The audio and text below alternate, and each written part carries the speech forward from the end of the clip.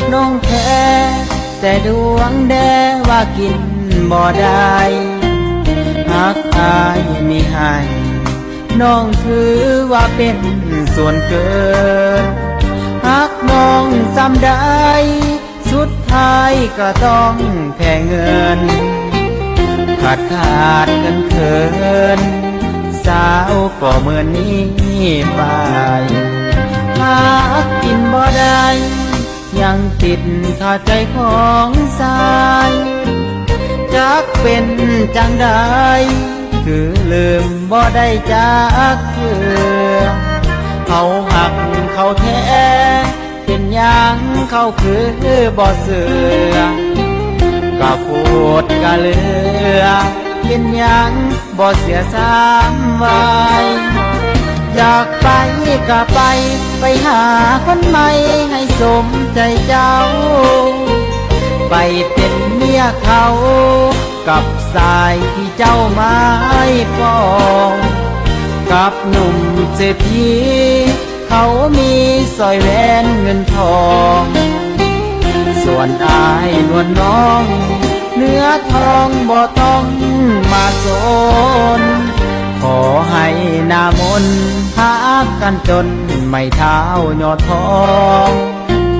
ให้นวลนางน้องได้จับกระบองยอดเพชรเด้อลาส่วนอายมันจนหน้ามนต์ต้องขออำลาบุญนี้เอาไว้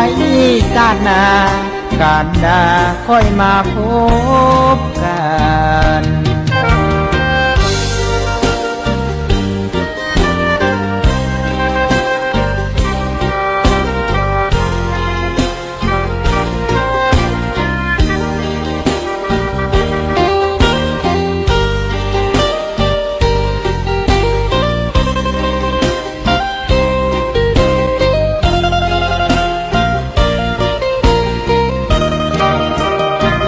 อยากไป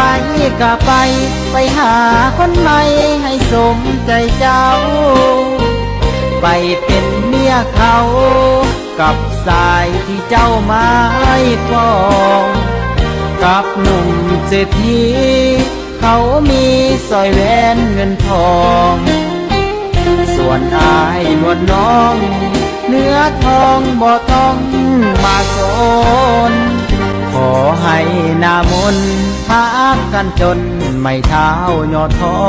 งให้นวลนางน้องได้จับกระบองยอดเพชรเด้อลาส่วนอายมันจนหน้ามนต์ต้องขออำลาบุญนี้เอาไว้ชาติหน้าการดาค่อยมาพบกัน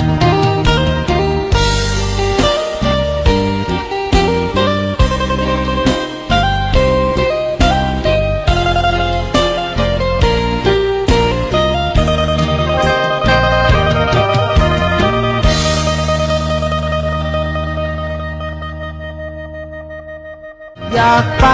ก็ไปหาคนใหม่ให้สมใจเจ้าไปเป็นเมียเขากับสายที่เจ้าไม้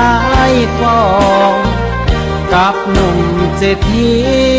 เขามีสร้อยแหวนเงินทองส่วนอายนวลน้อง